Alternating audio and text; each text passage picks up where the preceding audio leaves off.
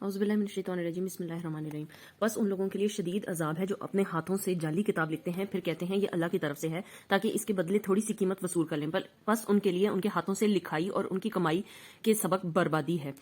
اب یہاں پر جو ہے وہ اللہ تعالیٰ نے انہی لوگوں کے بارے میں بات کی ہے, بتایا کہ کتاب کے اندر لوگ کیا کیا خرابی کر سکتے ہیں. پہلے طرح کے وہ لوگ تھے جو کہ اس کے اندر چینجز کر دیتے ہیں, اپنی مرضی کی ایڈیٹنگ کر دیتے ہیں, جو چیزیں ہوتی ہیں وہ اپنے حساب سے اس کو چینج کر کے بیان کر دیتے ہیں. دوسری طرح کے وہ لوگ ہوتے ہیں جو کہ علم نہیں رکھتے اور بس صرف ان کو یہ ورڈز کا رٹا لگا ہوتا ہے ان کو, جیسے ہم لوگ عربی میں حفظ تو کر لیتے ہیں لیکن ہمیں اس کا معنی نہیں پتا ہوتا کہ اللہ تعالیٰ کہہ کیا رہے ہیں اس کے اندر. تو ایک طرح کا جو ہے وہ جرم جو ہے وہ یہ ہے قرآن پاک یا اللہ کی کسی بھی کتاب کے خلاف. اور تیسرا اب یہاں پر بتایا جا رہا ہے کہ یہ وہ لوگ ہیں جو اپنے ہاتھوں سے لکھتے ہیں کتابیں, یعنی یہ لوگ اپنی مرضی سے چیزیں جو ہیں اس کے اندر لکھنا شروع کر دیتے ہیں اور کہتے ہیں کہ یہ اللہ کی طرف سے ہے.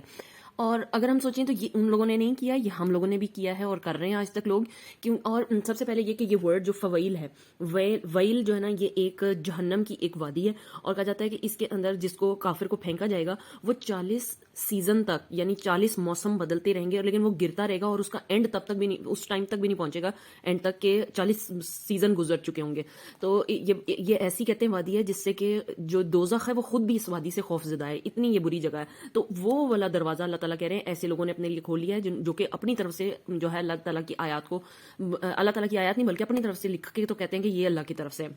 بس ان لوگوں کے لیے شدید عذاب ہے جو اپنی ہاتھوں سے جعلی کتاب لکھتے ہیں. ہم لوگوں میں مسلمانوں میں یہ اگر دیکھا جائے کہ کس طرح, تو جو لوگ کہتے ہیں کہ فلاں چیز تمہارا مسئلہ ہے, یہ چیز 3000 دفعہ پڑھ لو اور اس سے تمہارے بال اگ آئیں گے, اس سے تمہاری زندگی میں آسانیاں میل جائیں گی. تمہیں گاڑی چاہیے تم یہ والا وظیفہ کر لو, تمہیں نوکری چاہیے تم یہ والا وظیفہ کرو, تمہیں فلاں چیز چاہیے. یعنی اتنے انہوں نے اپنی طرف سے تیار کر لیے ہیں وہ وظیفے جو کہ کوئی پیغمبر نے نہیں بتائے, اللہ تعالیٰ نے نہیں بتائے, یہ ان لوگوں نے خود ایجاد کر لیے ہیں. اب اگر سوچا جائے کوئی شخص کس طرح یہ کر سکتا ہے کہ وہ اپنی طرف سے کہے کہ یہ میں یہ کہہ رہا ہوں کہ اتنی دفعہ یہ پڑھ لو گے تو ایسا ہوگا. کیا آپ کو کوئی وحی الہام ہوئی ہے کہ آپ جو ہے وہ یہ کہہ رہے ہیں کہ میں یہ بتا رہا ہوں تو اس لیے یہ وظیفہ کرو اور اتنی دفعہ پڑھو گے تو یہ اثر ہوگا. اور یہ بھری پڑی ہے دنیا آج کل وظیفوں سے اور ایسی ایسی چیزیں گھر کے اندر رکھی گئی ہیں قرآن پاک کے علاوہ. قرآن پاک کا ترجمہ تفسیر کوئی پڑھ کے نہیں راضی, لیکن ہمارے گھروں میں اتنی بکس ملیں گی جن کا کوئی سر پاؤں نہیں ہے. درود تنجینہ, درود تاج اور پتہ نہیں کون کون سے آپ خود اپنے بھی الماریوں میں دیکھیں گے جو قرآن پاک والی ہے تو آپ کو نظر آئے گا کہ آپ اس کے بارے میں ریسرچ کریں کہ یہ چیزیں نکلی کہاں سے, تو آپ کو پتہ چلے گا اس کا تو کوئی سر پاؤں ہی نہیں ہے. یہ مطلب لوگوں نے اس کو ایسے ہی بنا لیا جیسے یہ کوئی, اب درود تنجینہ کو یہ سمجھا جاتا ہے کہ شاید اللہ تعالیٰ کی طرف سے کوئی الہام ہوئی ہے درود یا حضور صلی اللہ علیہ وسلم نے بتایا, لیکن یہ آپ اس کی ریسرچ کریں گے تو یہ ایسا کچھ بھی نہیں ہے. یہ جو ہے وہ کسی نیک بندے نے لکھ دی اپنی مرضی سے. تو اس کو آپ نعت کے طور پہ تو لے سکتے ہیں لیکن اس کو آپ جو ہے وہ ایسے نہیں پڑھ سکتے کہ جی یہ مجھے ثواب ہوگا جس طرح درود دوسرا ہے, درود ابراہیمی ہے یا جو قرآن پاک کی آیات ہے. تو ان لوگوں نے کیا کیا, اپنی طرف سے چیزیں لکھ لی ہیں. منزل جو ہے وہ ایک پڑھی جاتی ہے ہمارے گھروں میں بہت زیادہ, اس میں کیا ہے, اس میں بے شک قرآن پاک کی آیات ہے لیکن اپنی مرضی سے چن کے ان کو اکٹھا کر دیا گیا ہے کہ یہ آیتیں پڑھو گے تو اللہ تعالیٰ آپ کی منزلیں آسان کریں گے. یہ نالج کس نے دیا آپ کو؟ یا حضور صلی اللہ علیہ وسلم اس طرح قرآن پاک کی آیتوں کو اٹھا کر خود چن لیتے. جو چیزیں ہیں وہ حضور صلی اللہ علیہ وسلم نے بتائی ہیں ضرور, جس طرح کہ آپ دیکھ لیں کہ سورہ کہف کے بارے میں بتایا کہ یہ جو ہے وہ دجال سے بچائے گی, کیونکہ حضور صلی اللہ علیہ وسلم اپنی طرف سے نہیں کہتے تھے, ان کو اللہ تعالیٰ کی طرف سے وحی ہوتی تھی اور پھر وہ آگے بتاتے تھے وہ چیز کہ ہاں اس چیز میں شفا ہے, یہ ہے. آپ یا تو وہ چیز ڈھونڈیں جو کہ حضور صلی اللہ علیہ وسلم نے بتائی, اور زیادہ تر چیزیں وہ ہیں جو کہ آپ کو اگلی زندگی میں مدد کریں گی. اس زندگی کے لیے تو اگر وظیفے اسی طرح کرنے ہوتے تو کیا حضرت عائشہ رضی اللہ تعالیٰ عنہ کو کسی نے وظیفہ نہیں بتایا تھا اولاد کے لیے؟ کیا حضور صلی اللہ علیہ وسلم کی جو دوسری بیگمات تھیں ان کو کسی نے وظیفے نہیں بتائے تھے کہ کس طرح اولاد صحت مند تندرستی والی لمبی زندگی والی اولاد جو ہے اس کے لیے کیسی دعائیں ہوں گی؟ یا جو غربت تھی گھر میں ان کے, اس کو ختم کرنے کے لیے کیا رزق کی کمی کیوں تھی ان کے گھر میں, کیا ان کی دعاؤں میں اثر نہیں ہوگا, کیا ان کے وظیفوں میں اثر نہیں ہوگا؟ کیونکہ یہ وظیفے اور یہ ساری چیزیں تو اگلی دنیا کے لیے زیادہ ہیں. اس دنیا کے لیے صرف یہ وظیفے آپ کو صرف یہ دل میں اطمینان دے سکتے ہیں کہ اللہ صبر کرنے والوں کے ساتھ ہے, اور آپ مطلب یہ امید رکھتے ہیں کہ اللہ جو ہے وہ آپ کی یہ دعا قبول کریں گے. وہ آپ دعا کی صورت میں کر سکتے ہیں لیکن اس ورڈ کو جس کا معنی بھی آپ کو نہیں پتا اس کو اتنی بار رٹ لینے سے کچھ بھی نہیں ہونے والا. اس میں صرف اور صرف جو ہے وہ بدعت کا جو ہے وہ شمار ہوتا ہے. اور یہ پوری پاکستان کے اندر تو پوری انڈسٹری بنی ہوئی ہے. ایسے ایسے وہ مولانا ملا ایسے ایسے بیٹھے ہوئے ہیں جو کہ آپ کو وظیفے بتاتے ہیں اور وہ کہتے ہیں نہیں ہم اس کے بدلے میں کوئی معاوضہ نہیں لیں گے, لیکن آہستہ آہستہ زبردستی لوگ ان کو گفٹ دینے شروع کر دیتے ہیں, زبردستی ان کے چیزیں آنی شروع ہو جاتی ہیں اور پھر اتنا اتنا پیسہ لوگ لگاتے ہیں، تو اسی طرح پیری فقیری اور یہ ساری چیزیں جو چل جاتی ہیں۔ درباروں پہ چلے جائیں تو وہاں پہ لوگ کیا کیا بدعتیں نہیں کر رہے ہیں، اور وہ اس کو ایسے سمجھ کے کرتے ہیں جیسے اللہ تعالیٰ کی طرف سے کوئی الہام ہوا ہے ان لوگوں کو کہ یہ سارا کچھ کرنا ہے۔ گندے مندے حالات میں وہ ملنگ بن کے پھر رہے ہوتے ہیں اور کہیں گے کہ اللہ اللہ کرتے پھر ہوتے ہیں کہ ہمیں جو ہے وہ دنیا سے کوئی لگاؤ نہیں ہے، لیکن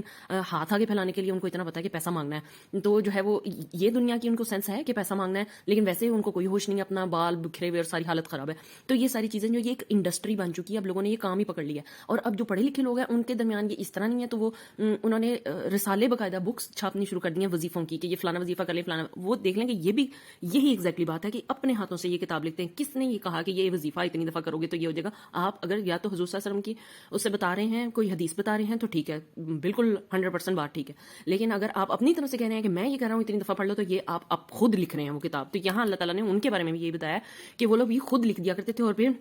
کہتے تھے کہ یہ اللہ کی طرف سے ہے، یعنی ہے اللہ کا کلام، لیکن اپنی مرضی سے ہم نے اس کو لکھ دیا، مرتب کر دیا ہے تاکہ لوگوں کی آسانی کے لیے لوگوں کو کامیابی ملے دنیا میں، تاکہ اس کے بدلے تھوڑی سی قیمت وصول کر لیں۔ اچھا، جو قیمت ہے نا، دام، یہ پیسوں کی صورت میں، یہ کسی گفٹ کی صورت میں، یا یہ اپنے آپ کو بڑائی بیان کرنے کے لیے بھی ہو سکتی ہے۔ جیسے لوگ جو ہیں وہ کئی تو پیسے لیتے ہیں آپ کو وظیفے کر کے دینے کے، آپ کو تویز کر کے دینے کے، دم درود کرنے کے، تو یہ، اور دم درود میں بھی یہ دیکھ لیں کہ حضور صلی اللہ علیہ وسلم نے تو پانی کے اندر سانس لینے سے بھی منع کیا ہے، یعنی آپ جب پانی پی رہے ہوتے ہیں تو انہوں نے کہا کہ اس کا آپ کا ناک سے جو ہے وہ ہوا بھی نہیں جانی چاہیے اس کے اندر، کیونکہ وہ کنٹامینیٹ ہو جاتا ہے، پانی کے اندر جراثیم جا سکتے ہیں، تو یہاں پر پھونکے مار مار کے پانی دیا جاتا ہے بابوں کی کہ جو ہے وہ تاکہ شفا ملے، حالانکہ الٹا جراثیم جا رہے ہوتے ہیں۔ تو کیا ہوا ہے کہ تھوڑی سی قیمت وصول کرتے ہیں یہ لوگ، اور اگر یہاں پر اگر دیکھا جائے عام لوگ جیسے ایک دوسرے کو وظیفے دے رہے ہوتے ہیں، ان کو کیا اس کے بدلے مل رہا ہوتا ہے؟ ان کو یہ ہوتا ہے جب یہ کام اگلے بندے کا ہو جائے گا تو ہم کہیں گے دیکھا ہم نے یہ وظیفہ بتایا تھا تو یہ ہوا ہے، یعنی اس میں سے اللہ تعالیٰ کو بھی ایکویژن میں سے آؤٹ کر دیتے ہیں، وہ سمجھتے ہیں کہ شاید ہمارے یہ بتانے سے یہ ہو گیا، حالانکہ اللہ تعالیٰ ایسے لوگوں کے کام واقعی میں کر دیتے ہیں، اور تاکہ ان کا امتحان لے سکے کہ کیا یہ اسلام کے کتنے نزدیک ہیں اور کیا ان کا ایمان ان وظیفوں پہ ہے یا اللہ پہ ہے۔ تو مین اللہ پر ایمان ہونا چاہیے، اور یہ اللہ کی کتاب پڑھنے سے ایمان جو ہے وہ ثابت ہوتا ہے۔ پیغمبروں کی بہت سی دعائیں ہیں، دعا کرنی چاہیے، کسی سے مشورہ لینا چاہیے، لیکن یہ ہے کہ اس طرح کے رٹے بازی والے جو وظیفے اور اس طرح کی چیزیں جو ہیں وہ صرف بدعت ہے۔ تو اللہ تعالیٰ نے ان کے لیے ویل جیسی ایک ویلی بنائی ہوئی ہے جس میں ان کو پھینکا جائے گا،